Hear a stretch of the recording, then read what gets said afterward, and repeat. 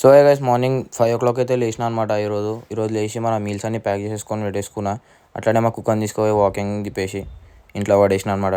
Direct చక్కగా జిమ్కి అయితే కొట్టేసిన. నేను వెళ్ళిపోయి జిమ్ ఓపెన్ చేసేసుకొని నా ట్రైనింగ్స్ అన్నీ కంప్లీట్ చేసేసి 10 మా ప్రీ వర్కౌట్ మీల్ అనేది తినేసి ఒక అర్ధగంట గ్యాప్ ఇచ్చేసి వర్కౌట్ అనేది స్టార్ట్ చేసేసిన అనమాట. బ్యాక్ వర్కౌట్ ఈరోజు లాట్ పుల్ డౌన్ తోటి 3 సెట్స్ కొట్టిన. అన్ని వేరియేషన్స్ 3 సెట్స్ కొడతా. టీ బార్ రోయింగ్ కూడా 3 సెట్స్ కొట్టిన. హెవీ వెయిట్ కొట్టిన అనమాట టీ బార్ రో.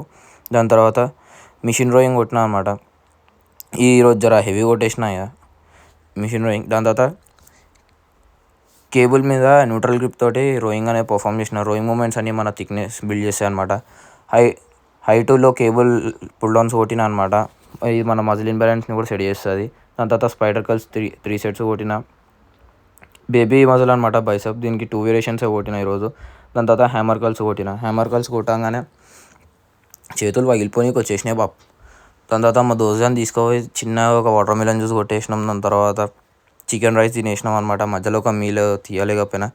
మళ్ళీ సేమ్ డిన్నర్లో కూడా చికెన్ రైస్ తినేసి ఏం చేద్దాం రా అని సుసాయించుస్తుంటే మా దోస్త్ ఆడు వచ్చిండు. ఆయనతోటి చిన్న బయటికి అయితే వెళ్ళిపోయినాం.